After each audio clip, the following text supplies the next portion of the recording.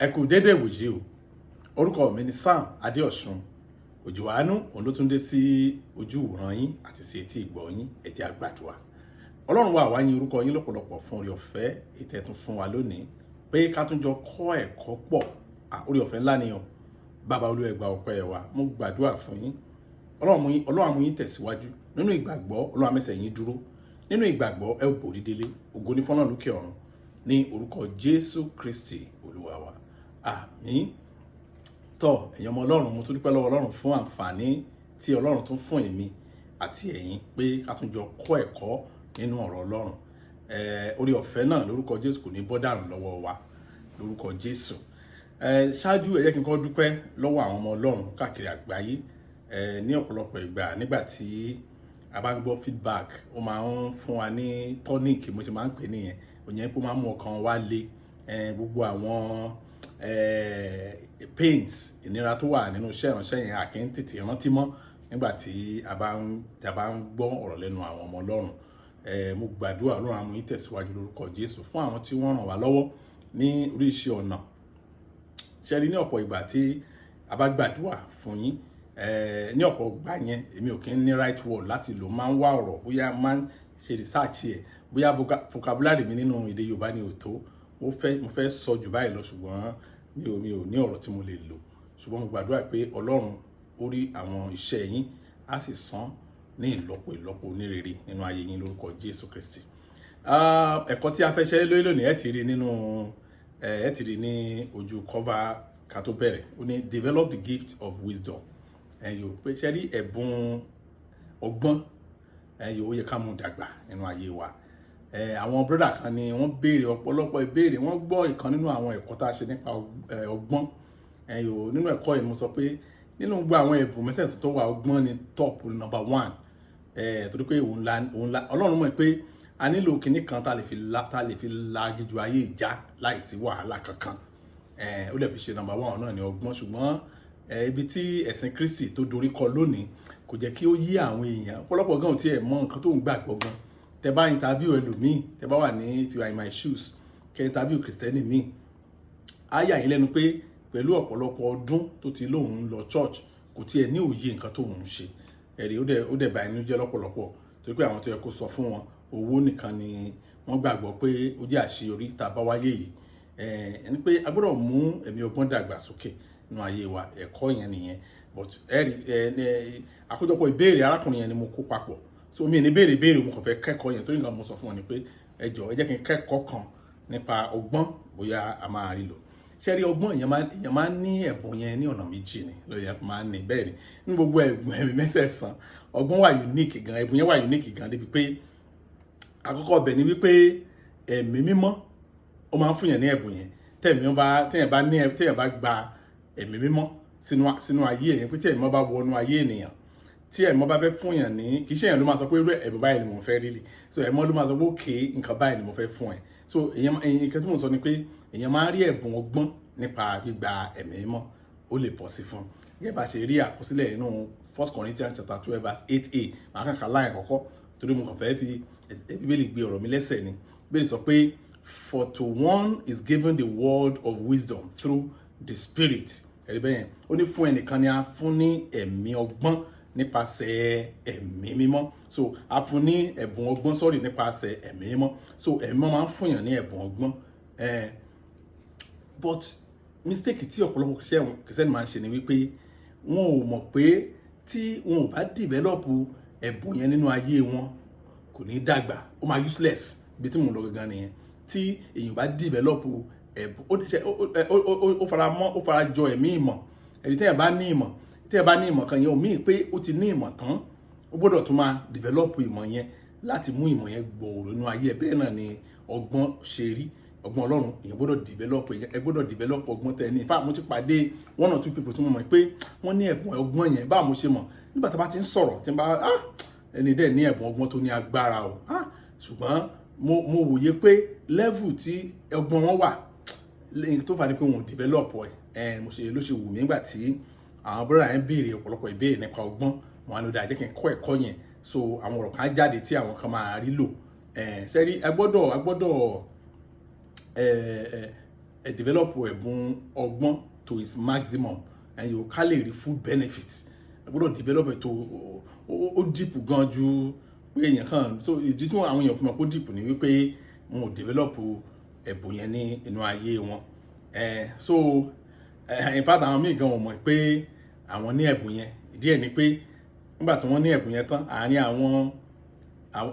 àwọn aláìgbọ́n aláìlóye náà gbogbo àwọn tó yí wọn ká aláìlóye ni wọ́n so iṣẹ́ tí àwọn ò bá fi develop ẹ̀bùn ọgbọ́n tiwọn wọ́n jẹ́ kí àwọn aláìlóye tó yí wọn ká yẹn wọ́n jẹ́ kí ẹ̀yìn wọ́n influence wọn so àwọn náà bẹ̀rẹ̀ sí ronú bíi tiwọn so ẹ̀bùn yẹn máa kú mọ́yàn nínú ni ṣé wá níbi tí ẹ̀bùn ọgbọ́n yẹn wà unique sí ni wípé a tún lè ní ọ̀nà míì ọ̀nà náà ni wípé ìyẹn lè béèrè fún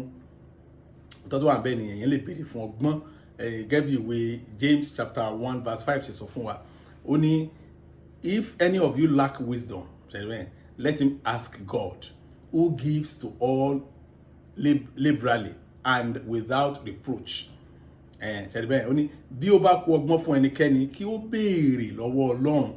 ẹni tí fi fún gbogbo ènìyàn ní ọ̀pọ̀lọpọ̀ tí kì í sì ka àléébù sí yóò á sì fi fún so ẹsẹ̀ ebéèlì yẹn jẹ́ kó yé wa wípé yàtọ̀ sí pé ẹ̀mí mọ́ tẹ́yìn bá gba ẹ̀mí mọ́ ẹ̀mọ́ lè allocate ọgbọ́n fún ẹni yẹn ọ̀nà in fact ẹ̀mọ́ sábà máa ń allocate ọgbọ́n fún àwọn tó bá gba ẹ̀mí mọ́ tó wà bẹ́ẹ̀ nìyẹn ṣùgbọ́n problem tó wà bẹ́ẹ̀ tí mo sọ ni pé wọn ò develop ẹ̀bùn yẹn nínú ayé wọn so ọ̀nà kejì tẹ́yìn lè fi rí náà ni wípé ó lè béèrè fún ó lè gbàdúrà ó lè gbàwẹ̀ Olúwa fún mi ní ọgbọ́n ó ṣeé ṣe bẹ́ẹ̀ ṣe rí kíní kan ni wọ́n á fẹ́ fi tí mo fẹ́ àdì mọ́ ìgbà tẹ́yìn bá béèrè fún ọgbọ́n yẹn lójú ẹ̀ lómi mo sọ pé ó lè gba àwẹ̀ yẹn báyìí ó lè lọ kó rẹ̀ sínú àwẹ̀ àtàdúrà kó bẹ̀rẹ̀ sí gbà ó lè má rí o ìdí ẹ̀ ni pé kíní kan ló ń drive ẹ̀ ẹ̀yìn tọ́lọ́ bá fẹ́ fún yàn mọ́tò kan lèèyàn máa wọ̀ débi tọ́lọ́ ti máa fún yàn so mo rò bí ọ̀rọ̀ mi ó yẹ kó yí wa so èèyàn kan lè máa gbà òyà Olúwa fún mi lọ́gbọ́n ìrọ̀ tá a bá ní mọ́tò yẹn náà ni mo pè ní humility ìrẹ̀lẹ̀ ogun ẹ̀ nìyẹn tí a bá ní ìrẹ̀lẹ̀ nígbà tí a ò bá ní ìrẹ̀lẹ̀ a ò lè rí gbà so wọ́n yà mí lẹ́gbàá tẹ́lẹ̀ bá sọ pé agbéraga àìmọye àwọn pásítọ̀ tí wọ́n sọ pé agbéraga láyé lọ́run ni wọ́n sì wọ́n sọ pé well the spirit of God he spoke with me and wọ́n fẹ́ máa exercise ọgbọ́n so but tí ẹ tó bá ní ọgbọ́n bá pàdé irú àwọn èèyàn bẹ́ẹ̀ á rí foolishness wọn in a big way ìdí ẹ̀ ni pé Ọlọ́run lè fún agbéraga ní ẹ̀bùn ọgbọ́n láíláí Ọlọ́run lè fún agbéraga lẹ́bùn ọgbọ́n láíláí Proverbs chapter 11 verse 2 ó sọ̀rọ̀ kan ó ní nígbà tí ìgbéraga bá dé nígbà náà ni ìdójútì dé ṣùgbọ́n pẹ̀lú ìrẹ̀lẹ̀ ni ọgbọ́n ń wá ṣẹ́gbọ́n bẹ́yẹn pẹ̀lú ìrẹ̀lẹ̀ ni ọgbọ́n ń wá humility nìkan òun ló lè drive yín débi tẹ́ lè rí ọgbọ́n gbà so tẹ́ bá kàn gbààwẹ̀ àti àdúrà tẹ́ ẹ̀ bá kọ́kọ́ bẹ Ọlọ́run fún ìrẹ̀lẹ̀ náà ìrẹ̀lẹ̀ ò mean stupidity o pé èèyàn ní ìrẹ̀lẹ̀ yẹn ò mean pé stupid o so ṣùgbọ́n a máa kẹ́kọ̀ọ́ ìrẹ̀lẹ̀ tó bá yá so ẹ mọ̀ pé because ọ̀pọ̀lọpọ̀ kìrìsìtẹ́nì understand tó pé ní ìrẹ̀lẹ̀ so a lot of people stupid burúkú so ìgbà kan wọn ni pé àwọn ní ìrẹ̀lẹ̀ nǹkan tí bẹ́ẹ̀ pé ní ìrẹ̀lẹ̀ kọ́ yẹn a máa kẹ́kọ̀ọ́ yẹn náà tó bá yá so wọ́n nípa ìrẹ̀lẹ̀ humbleness humility ò ní ọgbọ́n tí ń wá so ó túmọ̀ sí pé ọgbọ́n ìyẹn lè gbà á lára ẹ̀bùn ẹ̀mí mọ́ tó wà ní ayé ẹ̀ ó possible mo lè sọ fún wa tó bá pé ẹ̀bùn ẹ̀mí mọ́ ni ẹ̀bùn lè fún yẹn ní ẹ̀bùn ẹyọ kan ó lè fún ẹlòmíì ní ẹ̀bùn mẹ́sẹ̀ẹ̀sán ó lè fẹ́ lómi ní 5 ó depend bí ẹ̀mọ́ bá ṣe wò pé agbára ẹ̀ gbé ọ̀nà kejì tí wọ́n lè fi gba ẹ̀bùn ọgbọ́n ò ní láti béèrè fún láti gbàdúrà then téèyàn bá wá ní ẹ̀bùn ọgbọ́n tán you must put it into practice ẹ gbọ́dọ̀ fi sí ojú ìṣe because téèyàn bá fi ẹ̀bùn yẹn sí ojú ìṣe ó máa kú mọ́ nú ẹ̀yọ́ òmùgọ̀ ló tẹ̀ máa ní nǹkan tí ò ní lò ó dáadáa bí kéèyàn ní laptop tuntun Mac tó dáa Apple product ni ó dẹ̀ wà pa gan ó ní enough something ó dẹ̀ gbé sílé ọmọ yẹn wá sọ pé àwọn dẹ̀ ní kára laptop wà ní school ó ní kò jẹ́ kó lò ó ní olóhùn lòún fowó ara ọ̀run àwọn orúkọ lóde wà lórí ẹ̀ so ẹ̀yin náà wò bó ṣe máa rí ìgbà máa lọ lórí laptop yẹn ìgbà tó bá because òyìnbó ò ní dúró mi àti mi bá ti dé báyìí ẹ̀dí kò wúlò mọ́ nìyẹn bẹ́ẹ̀ náà ni ẹ̀bùn yẹn ṣe rí tẹ́yìn bá ti ní ó gbọ́dọ̀ fi sí ojú ìṣe James chapter 3 verse 13 ó sọ̀rọ̀ kan bẹ̀ ó ní ta ni ó gbọ́n tí ó sì ní ìmọ̀ nínú yín ṣẹgbẹ́ bẹ́yẹn ó ń béèrè ní ta ló ní ìmọ̀ nínú yín, ta ló gbọ́n tó dẹ̀ ní ìmọ̀ ló ní ẹ jẹ́ kí ó fi iṣẹ́ rẹ̀ hàn. Ẹ̀rí bẹ́yẹn ó máa fi hàn ní, you have to practicalize it nípa ìwà rere, nípa ìwà tútù ti ọgbọ́n. Ẹ̀rí bẹ́yẹn. So nígbà tí èèyàn bá ní ẹ̀bùn yẹn, so ẹ jẹ́ kí n sáré review ẹ̀ kí n tó wá lọ sí bá ṣe lè develop ẹ̀ nínú ayé wa. Tí mo sọ ni pé ọ̀nà méjì ònìyàn fi ń gba ẹ̀bùn ọgbọ́n. Ìkíní ni pé tí èèyàn bá ní ẹ̀mí mímọ́, so ẹ̀mọ́ lè fún ní ọgbọ́n lára ẹ̀bùn tó fẹ́ fún. Kejì ni pé èèyàn lè béèrè, anybody lè béèrè fún ọgbọ́n, anybody ni ẹnikẹ́ni ló lè béèrè fún ọgbọ́n. Olúwa fún mi ní ọgbọ́n rẹ̀. So wọ́n á sọ̀rọ̀ kan pé tó bá fẹ́ béèrè fún, because tó bá ní ẹ̀mọ́ ní tòótọ́ àti ní òdodo, ìrẹ̀lẹ̀ máa wà, because ìrẹ̀lẹ̀ ni èèyàn fi ń gba ẹ̀mí mímọ́. So ìrẹ̀lẹ̀ náà lèèyàn máa ní tó máa fi ní ẹ̀bùn ọgbọ́n. Tó bá rẹ̀ ti ní ẹ̀bùn ọgbọ́n yẹn tán, fi sí ojú ìṣe. Now báwo la ṣe wá lè develop ẹ̀? Ṣé rí ọ̀pọ̀lọpọ̀ mo sọ fún wa, mo ní kì í ṣe pé àwọn ò ní ẹ̀bùn yẹn, wọ́n ní dáadáa. Àwọn ṣẹ́dá àwọn ẹ̀bùn kan wà ó easy láti understand, ó easy pé ẹni ní ẹ̀bùn yìí, ṣùgbọ́n ọgbọ́n ò rí bẹ́ẹ̀. Kí wọ́n ti sọ pé ẹni ní ẹ̀bùn ọgbọ́n Ọlọ́run mi ò á ti develop ẹ̀bùn yẹn, á ti develop ẹ̀ gan-an ayé ẹ̀, because it's a practical thing. Ìrìn àjò wa láàárín àwọn èèyàn tá a mọ̀, òun ló máa signify bóyá a ní ẹ̀bùn ọgbọ́n tí ó ní agbára. So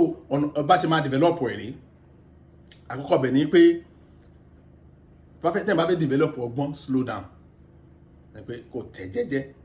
Àwọn àkọ́kọ́ gangan tẹ́ nídìí nìyẹn, to slow down. Ṣé rí ọgbọ́n a ò gain ẹ̀ nípa sáré, kò sí ní auto drive rọ, ó wà nínú jẹ́jẹ́, wà nínú slowing down, wà ní kéèyàn rọra rìn. Ṣé rí tẹ́ bá wo àwọn tó gbọ́n dáadáa tó máa wà nínú ìpàdé, wọn kì í jump sí conclusion. Ọ̀pọ̀lọpọ̀ wọn kì í kọ́kọ́ sọ̀rọ̀. Ẹ lè rí ẹni tó ní ọgbọ́n kí ìpàdé ṣẹlẹ̀ báyìí kó sanwó, hello sir, mo fẹ́ sọ̀rọ̀ kan, ó sọ̀rọ̀ kan tán, ẹ jọ̀ọ́ mo ti fẹ́ sọ mí. Ẹni tó ní ọgbọ́n ò kì í ṣe bẹ́yẹn. Àwọn tó ní ọgbọ́n tó ti develop ọgbọ́n wọn, ẹlòmíì tó ní ẹ̀bùn yẹn tí ó ń ṣe bẹ́yẹn kò lè develop ọgbọ́n ẹ̀ láìláì. Ẹ rí i pé àwọn Yorùbá pòwe kan, wọ́n ní ọgbọ́n ọlọ́gbọ́n òun la fi ń ṣọgbọ́n.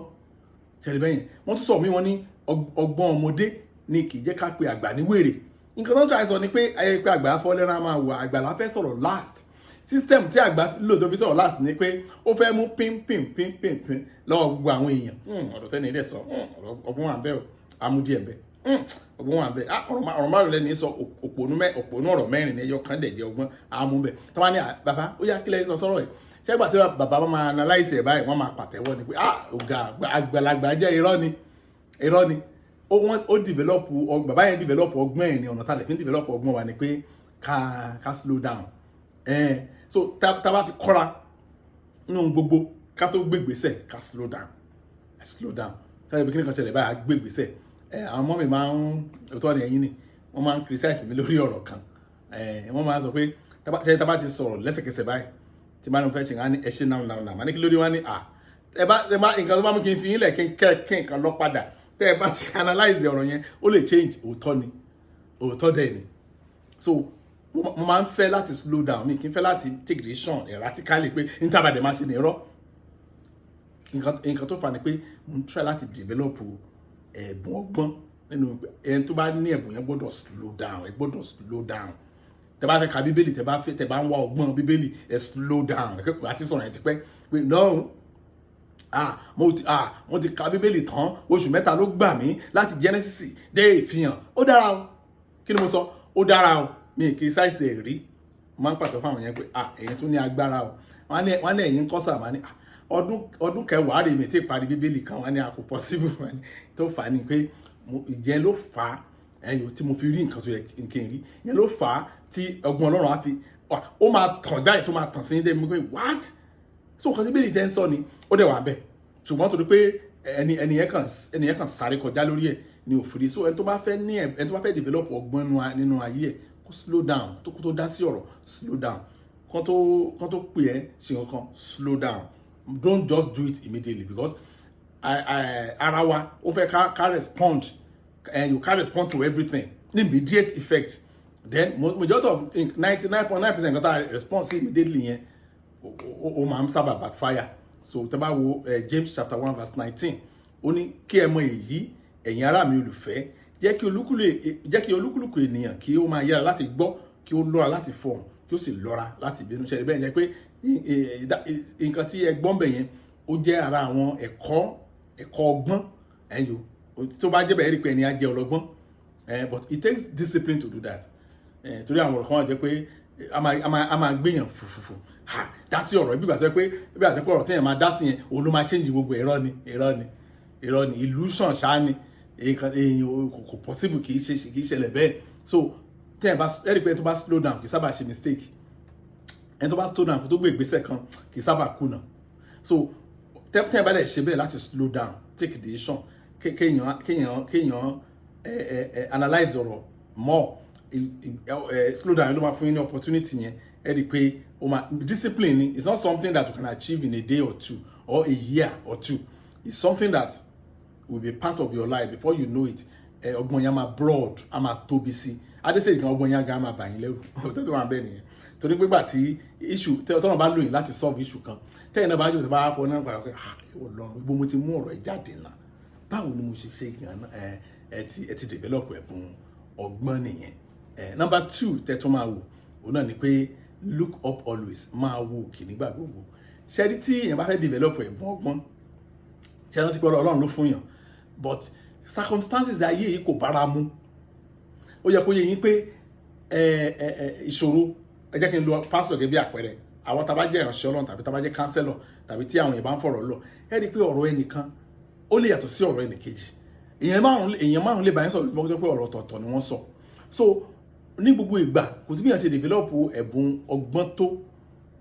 ọgbọ́n máa ń confuse ó natural bẹ́ẹ̀. Ṣùgbọ́n báwo ni ẹni tó develop ẹ̀bùn ọgbọ́n ṣe wá máa ń tayọ?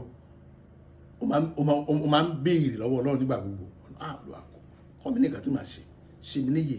fún mi ní ọgbọ́n. A máa ń sọ bẹ́ẹ̀ dára pàápàá tá a bá ń ṣe ohun àánú. A rí i pé a máa ń sọ pé nígbà tó ń sọ ẹgbọ́n nígbà tó yẹn bá sọ̀rọ̀ tọ̀rọ̀ yẹn gan tí ó possible ṣá, ọ̀rọ̀ yẹn gan ṣe àwa gan ní kàyéfì pé kò possible. Ẹni tó dẹ̀ ń sọ̀rọ̀ yẹn fún wa ó fẹ́ ká bọ̀ ń solve problem yẹn, ó fẹ́ gbọ́ kankan lẹ́sẹ̀kẹsẹ̀. So tó bá ti ń sọ lọ yẹn àdúrà máa lọ nínú lọ́hùn. Bàbá Olú ẹ̀ ṣàánú fún mi ń bí o, Olú ẹ̀ ṣàánú fún mi ò gbójú lóhun kó wọn bí kò ṣe agbára yín nìkan. Ẹ rí before you know it ọ̀rọ̀ kan jáde ní spark ní akadà bí script ní wọ́n pé ẹ ṣe báyìí ó yà lọ báyìí ẹ̀yìn tó pé èèyàn ti develop ẹ̀bùn ọgbọ́n nìyẹn. So nǹkan kejì ìkàkọ́ mẹ́gbàgbé slow down. Èkejì bẹ̀ ni pé look up always. Èyí kéèyàn máa bẹ̀bẹ̀ lórí Olúwa wọ́n ti tó dé o máa sọ ṣàánú mi. Ṣé ẹ rántí pé Ọlọ́run ti ṣèlérí fún apẹ́tà wà láìní wa òun á kún. So the same principle náà ni ẹ rí i pé by the time tó bá máa dá sí ọ̀rọ̀ yẹn. Mo rántí incident kan ní ìlú kékeré kan wà ní Ondo State ní Àkókò precisely wọ́n pè ìlú yẹn ní Ìkàràm Àkókò. Mo ṣiṣẹ́ ìránṣẹ́ ń bẹ̀ for ó ń lọ bí 2 years tí mo ṣiṣẹ́ ìránṣẹ́ ń bẹ̀. Wọ́n transfer mi sí ìjọ yẹn so a lọ stabilize ẹ̀ wọ́n tún gbé wa kúrò ń bẹ̀. Ṣé rí ìlú tí mo pè ní Ìkàràm Àkókò yẹn ilé kan wà tí ò jìnnà rárá the same àdúgbò ni sí ilé retired army officer kan. Army officer ni bàbá yẹn wọ́n bá wọn jagun Second World War tán bá wọn jà ní ọdún yẹn lọ́hùn according to wọ́n ti ṣe Second World War no kí ló ogun Nàìjíríà Civil War wọ́n ti jà Civil War rí dáadáa so wọ́n dẹ̀ lọ represent Nàìjíríà ní overseas. So ṣe mọ̀ mi ò mọ̀ nǹkan tó ló máa ń fà á tí àwọn kan bá lọ sójú ogun káàkiri àgbáyé ni o wọn kì í balance mọ́ bí ìgbà tí wọ́n I don't know bóyá ọ̀rọ̀ mi yé yín dáadáa wọn kì í ṣe dáadáa mọ́. Nǹkan kíní kan máa rọ́pá sínú ṣáá ni nínú ìwà àti ṣe wọn máa ń rí bẹ̀rẹ̀ dáadáa I don't know why wọ́n ní wọ́n máa ń fún ọ lóògùn kan wọ́n máa ń fún ọ lábẹ́rẹ́ kan mi ò mọ nǹkan nípa ẹ̀ but mo ṣàmù pé ní àwọn méjì mẹ́ta tí mo ti mọ̀ tó jẹ́ retired officers wọ́n ti lójú ogun rí ìwà wọn máa ń look wọn kindly ojú mi. I don't know whether I'm right, I don't know whether I'm wrong, but observation mi nìyẹn. Now, kíní kan wá ṣẹlẹ̀ ní àdúgbò wa yẹn tí mo sọ yẹn, mo ń ṣe pastor ní ìlú yẹn nígbà yẹn. Mo jẹ́ pastor ìjọ kan. So ilé tí wọ́n wá gbà fún mi, tí ìjọ gbà fún mi, ó ní mo wà upstairs ni à ń gbé. Àwa nìkan là ń gbé gbogbo upstairs yẹn. Ó kàn yá ni àjókòó ní veranda wa ń wo àwọn ògbóró àwọn nǹkan tó ń ṣẹlẹ̀ ń gbòòrò láwọn gbọ́ táwọn èèyàn ń sá ariwo bẹ̀rẹ̀ sí lọ máa gbà wá o wàhálà máa ṣẹlẹ̀ o kí ló dé o kíní kan àwọn báwọn yẹn bá ṣe ń sá lọ báyìí àwọn kan sá lọ náà báyìí àwọn mí àtúnṣà padà pàdé ara wọn bá kí ló ń ṣẹlẹ̀ so wọ́n láti dá ẹnìkan dúró hello ma ó ṣàṣàyé dé owó ẹ̀yìn kí ló ṣẹlẹ̀ wọ́n ní méjọ ni wọ́n ní ìbọn wà lọ́wọ́ ẹ̀ lọ́wọ́ lọ́ba ṣe sọ̀rọ̀ yìí wọ́n ló dẹ̀ sọ pé wọ́n dárúkọ mo ti gbàgbé orúkọ àwọn ọmọ mi yẹn wọ́n ní ó ń wá wọn kiri báyìí ó máa pa madam yẹn ó dẹ̀ máa pa gbogbo ọmọ tó bí yé àyà mi já àwọn ọmọ wa wọ́n kéré pọ̀ gbà yẹn ó yá inú ilé ó yá alẹ́ gba àwọn ilé so wọ́n ṣe àwọn yọjú kí ló ṣẹlẹ̀ wọ́n ní kì í ṣeré o mo ti àwọn àgbàlagbà náà àwọn náà sá ó dẹ̀ mú bọ̀ dání wọ́n níbẹ̀ ni kò pẹ́ àgbọ̀ tá o ṣé bí mo ṣe ń dòrè everybody so dà káwọn kan ti fẹ́ lọ sọ fọ́ báyìí pé nǹkan ṣẹlẹ̀ mo kàn wọnú ilé mi ní Olúwa ṣàánú fún mi Olúwa ṣàánú fún kọ́ mi ní nǹkan tí màá ṣe Olúwa ṣàánú mo sọ̀rọ̀ nípa kéèyàn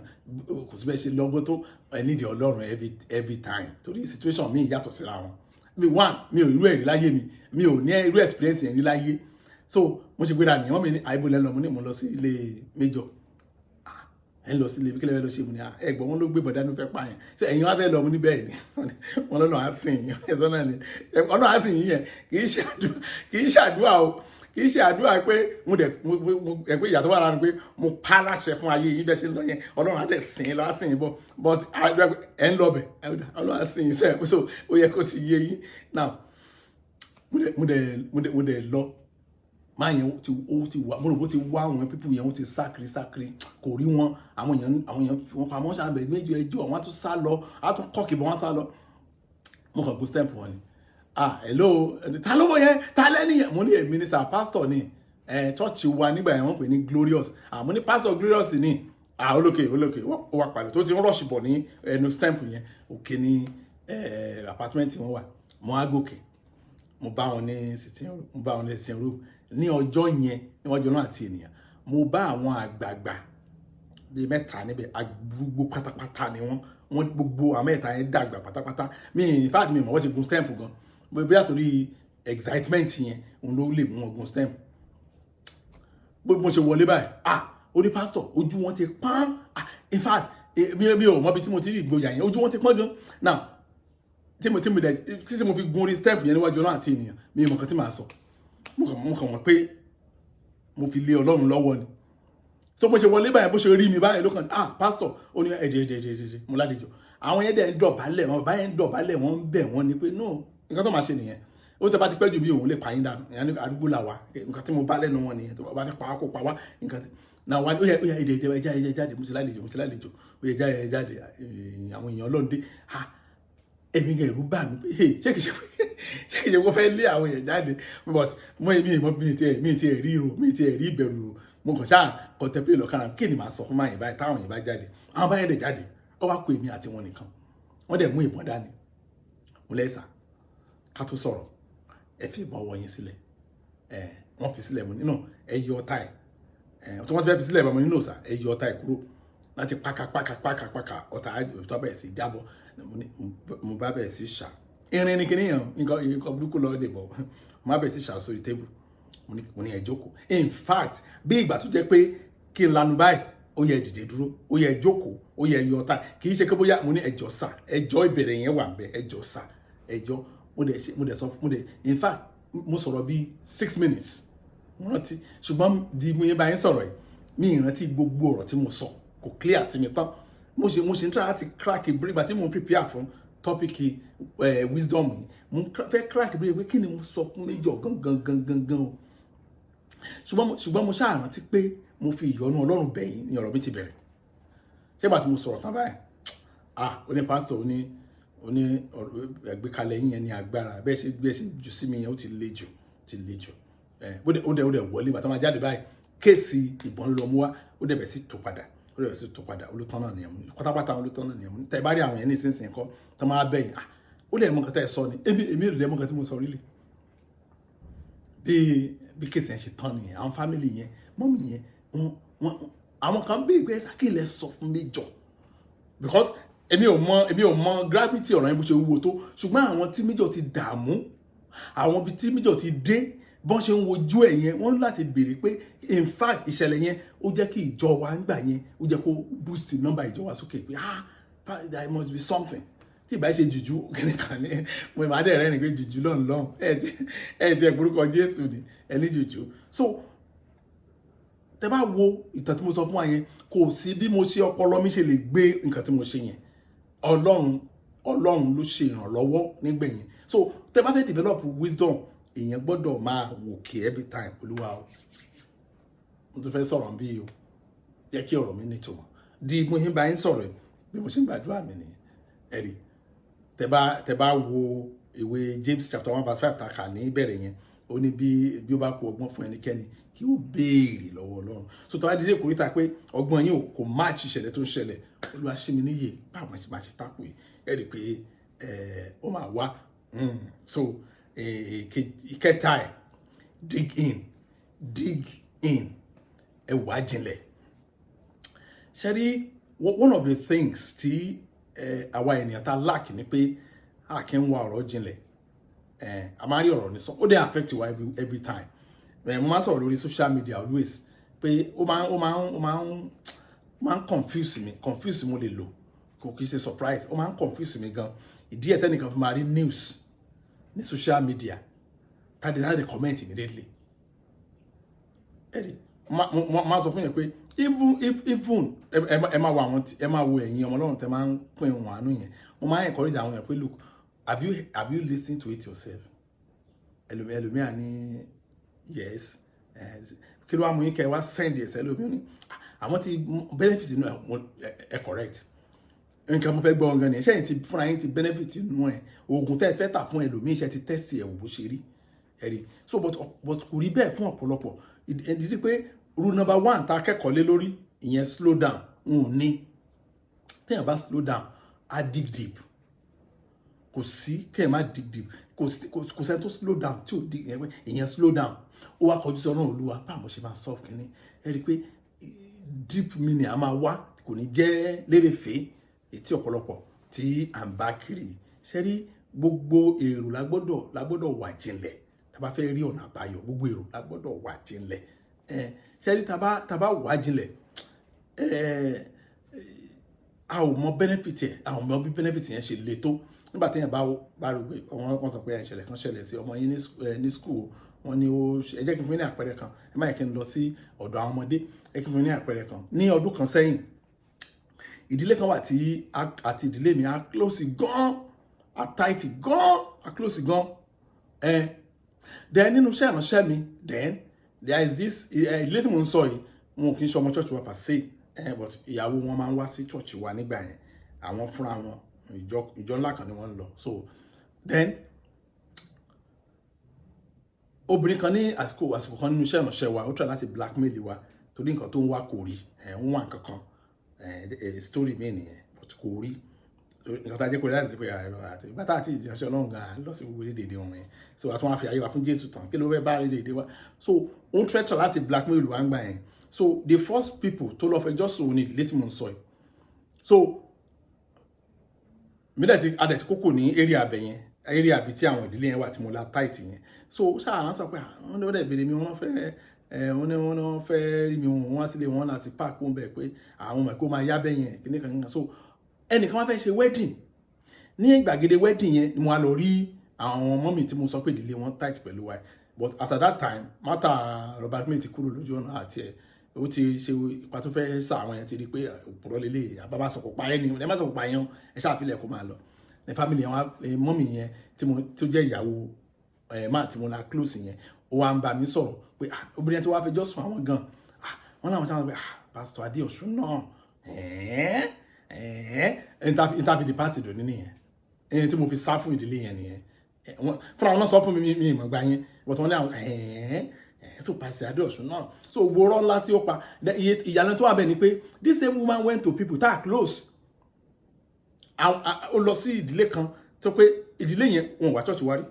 wọn ò ní program ká invite wọn rí ṣùgbọ́n ilé tiwa ní ilé tí wọ́n wà pọ̀ sí títí wà láàrin ilé wa àti ilé wọn ó lọ fẹjọ́ sùn àwọn yẹn according to nǹkan tí tenant wọ́n sọ ó ní wọ́n lálé ẹ̀ wọ́n wọ́ọ̀kì obìnrin ìwé pé ìránṣẹ́ Ọlọ́run àwọn ò mọ̀ máa yẹn o àwọn ò mọ̀ àwọn bá dìlò wọn bá ṣùgbọ́n báwọn ṣe ń gbọ́ mẹ́sẹ́jì sí ẹ̀ lójoojúmọ́ no ó yẹ kó ti kọjá nonsense wọ̀nyí ẹ̀yin tẹ̀ ń bá àwọn ìránṣẹ́ that was but ṣe ti rí nǹkan tí mo sọ but this very family we are so close gan so kò sí nǹkan tí mo kì í sọ fún wa tó máa travel báyìí wọn àràkàn fáwọn ọmọ wa tó máa dé so wọn máa ní so what ẹni wọn bá wá sọ fún yín so mo kàn wá jókòó mo arẹ́rìn wọn àwọn ní báyìí wọn kọ́ báyìí àwọn náà wọn ti rí òkodoro ọ̀rọ̀ nǹkan mo délé mo sọ mọ́ ìmọ̀ ní àwọn pípọ̀ yẹn wọ́n foolish wọn ò ní ọgbọ́n torí pé wọn ò ní ẹ̀mí tó ń wá jinlẹ̀ tó ń ro ẹni tẹ́ ń sọ ìyá tí mo ra tó bí 8 years now kò ṣerú ẹ̀rí sí wa àórí kò ṣe ó yẹ kó ṣe sáwà ó yẹ opportunity láti ṣe sí wa kò ṣe so ṣe nígbà tí èèyàn bá ní ọgbọ́n kì í wá ọ̀rọ̀ jinlẹ̀ adásọ̀rọ̀ nígbà tí ó kó dásọ̀rọ̀ afẹ́jẹ́ kan mọ̀ pé òní àwa láùsì afẹ́jẹ́ kan mọ̀ pé òní kan ló ń gbọ́n jù lòun wà mẹ́rin kan tó fà ní pé kò ní ọgbọ́n àwọn tí ó ní ọgbọ́n máa ń slow ni wọ́n máa ń slow dásọ̀rọ̀ tó máa lẹ̀ slow dásọ̀rọ̀ wọ́n á fi ọ̀rọ̀ lọ Ọlọ́run pé ọ̀rọ̀ yìí mo ní ìdí ọgbọ́n níbi tí mo wà then àwọn ṣèkínni wọ́n á wà jinlẹ̀ ṣé ní wíwà jinlẹ̀ tí mo ń sọ yẹn kì í sábà yí ọ̀pọ̀lọpọ̀ tàbájọ ń sọ̀rọ̀ èlò máa ń wò pé a lọ take deep a máa mú ọ̀rọ̀ yẹn lọ sàlẹ̀ dòrò ohun tí wíwà jinlẹ̀ túmọ̀ sí ni pé àwọn small details tí àwọn èèyàn máa ń fojú fò ẹni tó ní ọgbọ́n ló máa ń ṣẹlẹ̀ lórí small details kan wá ṣe ní ọ̀pọ̀lọpọ̀ understand ok jẹ́ kí n fún wa ní àpẹẹrẹ tó lè yé wa ọlọ́pàá àti detective ṣe láwọn tó mọ̀ nípa òfin wọn sọ fún mi pé iṣẹ́ wọn iṣẹ́ kan náà ni agbófinró là méjèèjì ṣùgbọ́n iṣẹ́ ọlọ́pàá ni pé fún àpẹẹrẹ tí ìṣẹ̀lẹ̀ bá ṣẹlẹ̀ wọ́n ní wọ́n pe ọlọ́pàá lórí fóònù pé wọ́n máa pa ẹnìkan sínú ilé ẹ̀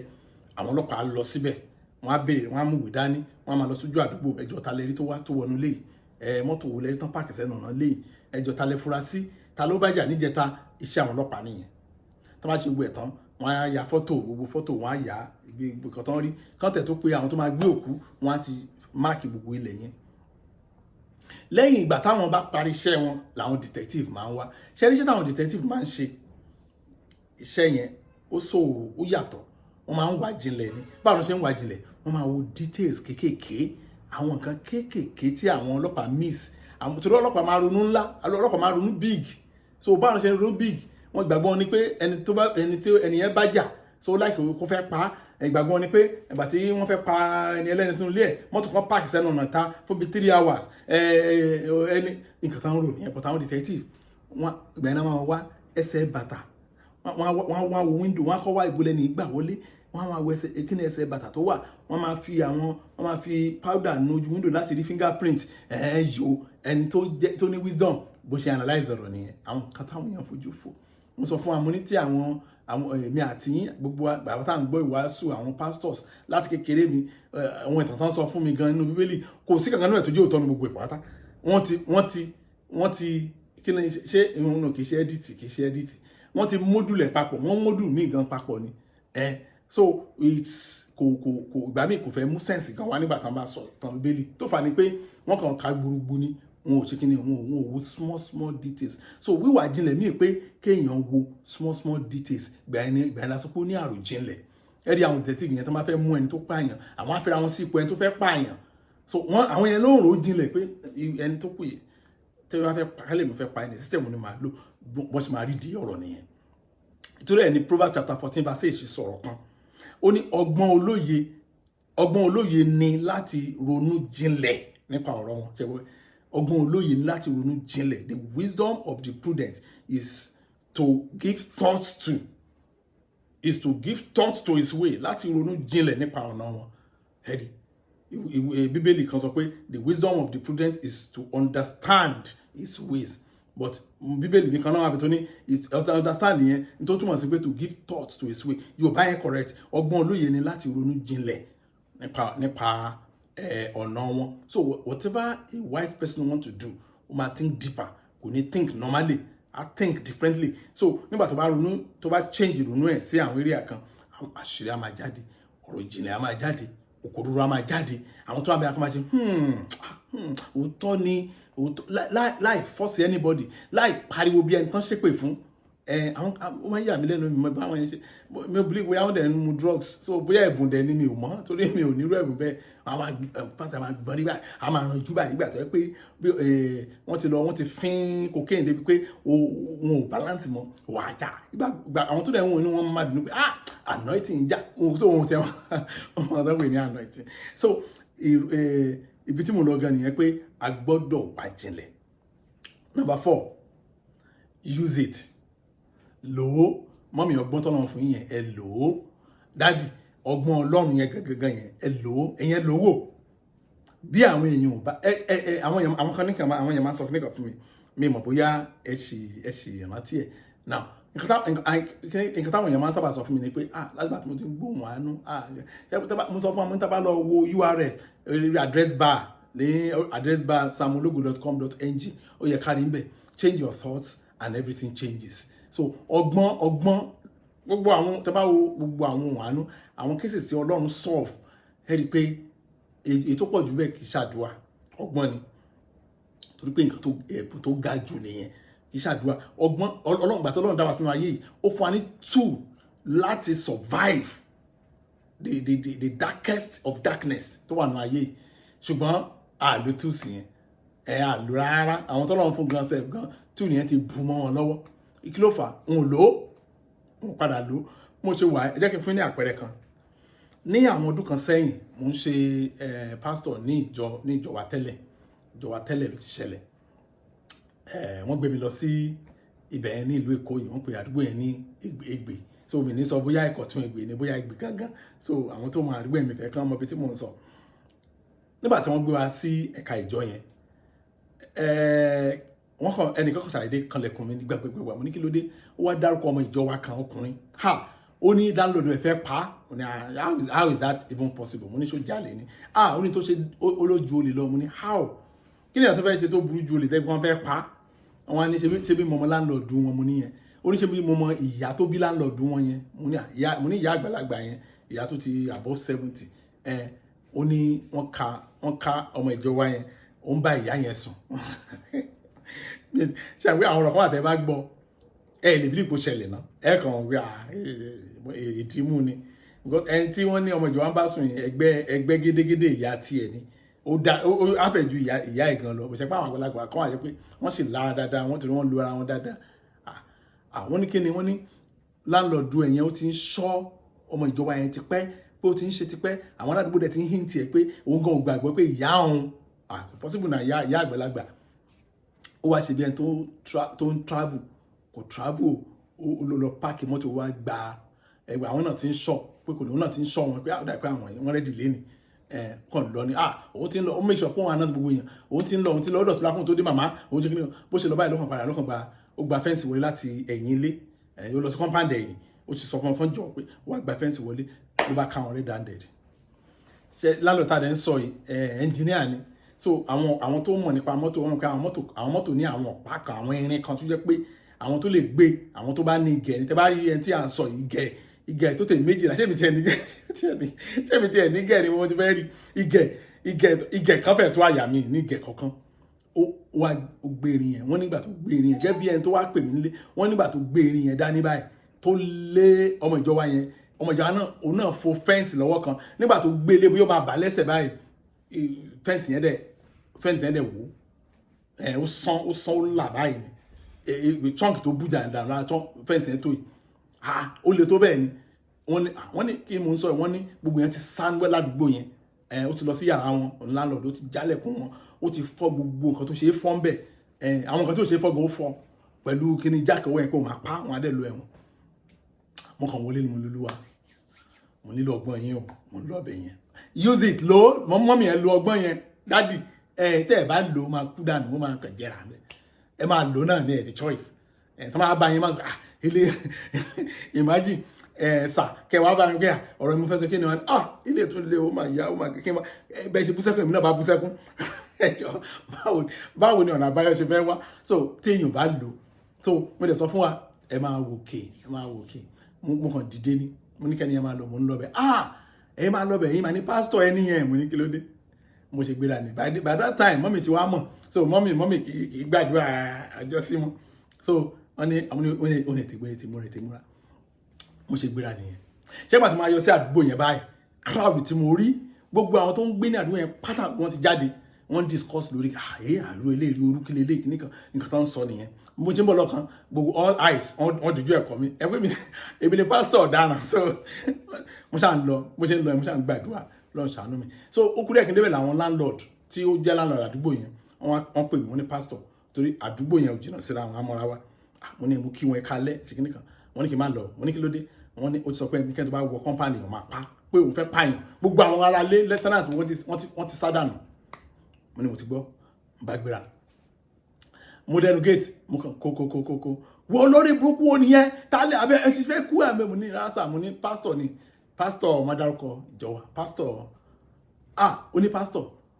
ó ní mi ò tiẹ̀ sílẹ̀kùn ẹ̀ wọlé wọ́n wò mí àwọn ará àdúgbò yẹn ń wò mí àwọn tó ń tọ́sílẹ̀ dání àwọn tó ń bá wọlé níwájú eré lọ́wọ́ àti ìyẹn mo dẹ̀ bá wọn ní sitting room wọ́n kàn bọ́ìlì ni wọ́n ìyàwó wọn ti sá jáde ìyàwó ẹni tí mò ń sọ ó ti sá jáde because kò lè control ọkọ ẹ̀ mọ́ ọkọ ẹ̀ ó ń bọ́ìlì gan seriously mo rẹ́ mo ní ẹ̀ka lẹ́sà kò dá mi lọ mo ní irin mo ní mi ì lè gbé bọ̀tẹ̀ gbé wọlé ó tọ́ dẹ̀ ní irin yẹn ojú ọwọ́ kan báyìí lọ́kàn bí ìgbà tó yẹ pé ọ̀gá school dé sọ fún àwọn kíláàsì pé ẹ lọ gbé wọ́n kẹ́ gbé wọ́n dẹ̀ gbé wọlé mo ní ẹ jókòó wọ́n dẹ̀ jókòó wọ́n ní wọ́n kàn fi ìdérò jìjì ni wọ́n ní pastor imagine ibi báyìí mo ká wọn mọ́ ó náwó síbẹ̀ ó ní lórí awọ tí màmá òun fi ń kírun láyé wọn ó tún mo ní ẹ jókòó this time around mo ti develop the stage láti rántí nǹkan tí mo sọ púpọ̀ mi rántí ẹ̀ tán but mo rántí ẹ̀ dáadáa one of the things mo rántí pé mo sọ mo rántí kan náà ni pé ẹni tí ó lè ṣe ilé tẹ ló ṣe mi ìgbà ìpẹ́ ìpọ̀rọ̀ torí tẹ bá pọ̀rọ̀ ìbínú yóò ní pọ̀ tó yìí ṣùgbọ́n ẹni tó ṣerú nǹkan tẹ ní wọ́n ṣe yìí ó ti sọ gbogbo nù nínú ayé ẹ̀ ó wá ń wá àyàn kúnra ẹ̀sà ọlọ́run ló ṣe fún yín tẹ́ fi rẹ́ǹtì tẹ́ fi rílé kọ́ ẹ̀wọlé ìbùsí dáa tó ẹ má jẹ́ kó fi rẹ́kọ̀dù orí búkọ̀ ẹ̀ kó fi kó bá yín ẹ̀yin fúnra yín báyìí ẹ ti build life ní ibi tó wà please let it go the only thing tẹ́ máa ṣe ni pé ìyá yín ẹ mú kó bí ẹ lè mú lọ lú ẹ nítorí ẹ yàn nìyẹn ẹ̀yin fúnra yín ẹ lè tẹ́nàtì yín dànù kẹ́ lè jáde ẹ máa ní àlàáfíà tó tẹ́ bá ń wò tèmi náà bá èmi gan tí mo bá ń sọ̀rọ̀ yìí mo kàn ń sọ mo rántí mo sọ yẹn mo kàn ń sọ̀rọ̀ fún yín ní inú mi ò dáa mo ṣe bá yín sọ̀rọ̀ yín nìkan tí mo lè ṣe tí n bá rí máa yẹn kàn ṣe pastor ó jẹ́ yín táwọn àwọn ará àdúgbò yẹn fi wò ni pé èmi ni pastor ọ̀daràn so ó yí máa yí fún máa láti la irin mọ́ mi lórí ṣùgbọ́n lọ́jọ́ yẹn máa ń dẹ̀ mú ènìyàn lọ léwu lẹ́ti sọ̀rọ̀ mo ní ṣe kán wá wọlé sọ ní kì í ṣe máa yẹn ó lóun fẹ́ rí rárá mo ní òun gan ò ní wá òun gan fẹ́ kú ó ń dùn máa yẹn pé kò rí irin yẹn là mọ́ pé fẹ́ǹsì ní irin yẹn bà ó ní ó lóun máa condemn ẹsẹ̀ wọ́n á gbé lọ sí wọn máa gé dànù ni so tí ò bá rí bí rìn mọ́ tó bá fi gíní kiri bó ṣe lọ ṣàgbèrè ká máa wò àdúgbò lọ́wọ́ Ọlọ́run pé àwọn ìyàwó máyìn àtàwọn ọmọ ẹ̀wọ̀n ò lè sun ẹ̀rù ń bà wọ́n ò lè sun ilé yẹn ṣùgbọ́n wọ́n dẹ̀ ní àlàáfíà kò tẹ́ ẹ̀rọ mọ́ ó kàn ń gbé yẹn lọ sí ìlú ló ti ẹ̀ pẹ́ ó ní yẹn sàrò ló máa travel ní tóun bá dúró sàn bí ọ̀sẹ̀ méjì inú wọn á wálẹ̀ so bọ̀ kóun tó dé òun fẹ́ rí wọ́n bẹ̀ mọ́ bí àlàáfíà ṣe wà nìyẹn nǹkan tá a sọ àrántí 95% nǹkan tá a sọ lọ́jọ́ yẹn ọ̀rọ̀ pọ̀ but ọ̀rọ̀ yẹn kàn jáde torí pé kí tó fà á lò tí wọ́n pẹ́ nu ilé mi mo wà mi ì ní sọ̀rọ̀ mo yìí sọ̀rọ̀ yẹn tí ògiri ni màá kàn kọjú sí mi ò ní lè so tí Proverbs chapter 4 verse 6 sọ̀rọ̀ kan ó ní má ṣe kọ ọgbọ́n sílẹ̀ yóò dáàbò bò ọ́ fẹ́ràn rẹ̀ yóò bójú tó ọ